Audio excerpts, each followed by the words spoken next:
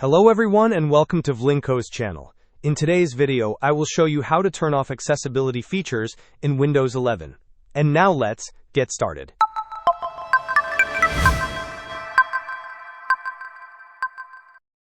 To begin, we need to access the Windows settings.